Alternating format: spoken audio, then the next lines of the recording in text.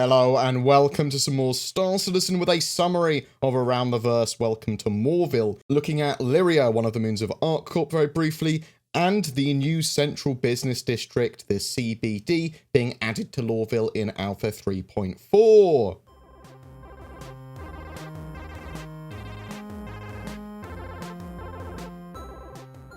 Lyria, so this is one of the moons of ArcCorp, and they showed off some of its progress.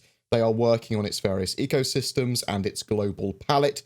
It looks like ice or crystals are abundant around the moon. Blues, greys, and whites are the prominent colours. This should be included with ArcCorp in 3.5, which is March 2019 for that moon and ArcCorp and lots of goodies. It is a meaty patch. 3.5. The Lorville Central Business District is being worked on. It's planned to be included with the Alpha 3.4 branch coming in the next couple of weeks. The CBD includes the HQ of Hurston, at least in part. That massive structure on Lorville. The materials, architecture, and design are massively different from the rest of Lorville. It's this sort of stately family home museum, an elegant mansion showing off the wealth of the Hurston family. You'll be able to access this area in 3.4 via the Metro Centre from the Workers' District L19, taking the train to the Central Business District. It has huge statues, display plinths, big halls, and an entirely different set of sort of like materials and colours. Its various areas to explore are all extremely fancy with gold and these high quality clean materials.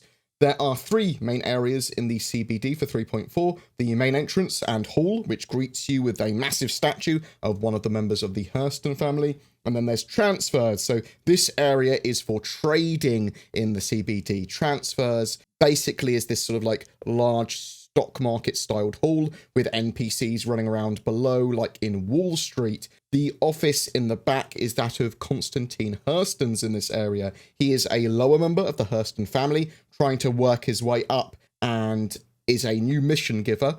That sounds like he's also going to be in 3.4. He is super hardworking, focused and overwhelmed by work. They actually showed off some of his face and skin maps. They're going to be adding his costume and hair at some point as well. They've still got that to do. There are these bureaucratic set pieces and props around this area as well, especially around his office, that sort of look like a cross between fancy legal props and CEOs type furniture. Some really cool looking assets here that I hope eventually we can purchase for our own habs and homes and ships and things like that. There's also the showcase area. So this is basically the place where you will be able to purchase Hurston Dynamics weapons and items from the city that they're made, but this is like a showcase room showing all of the cool stuff that they have. You can walk up to it and purchase it. A very cool shopping experience indeed, especially when it's all focused on one type of stock. It's likely in the short term that this might be the only place that you would be able to buy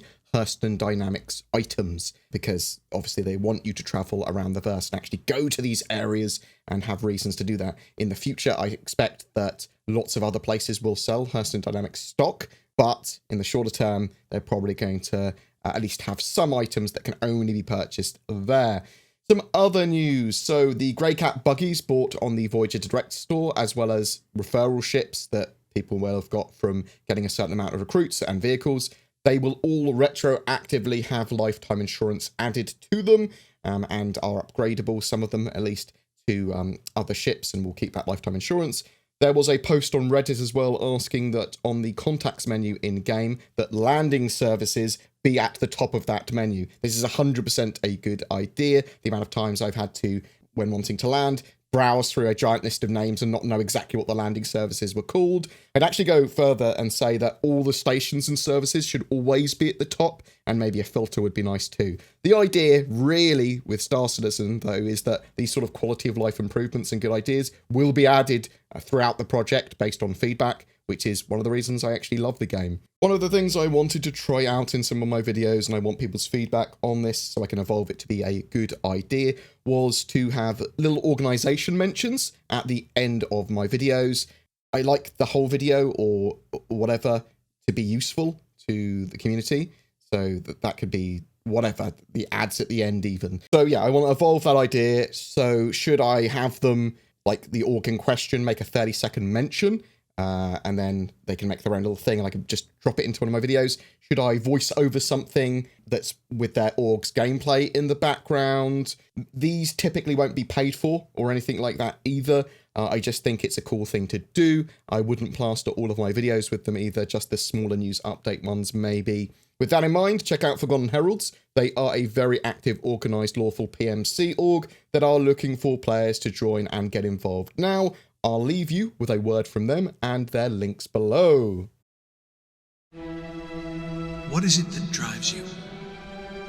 Now, in the vast expanses of time and space, what singular moment defines you?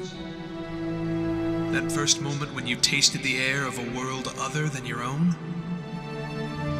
When you climbed into your father's lap and got your first real glimpse of what it meant to fly? Or was it the first time you heard about some new discovery or innovation? Individually, we've all had our imaginations captured by something. For my part, for our part, that singular, shining, bleeding moment, that defining clarion that set us upon our true path, was Aramis. Was Vega 2.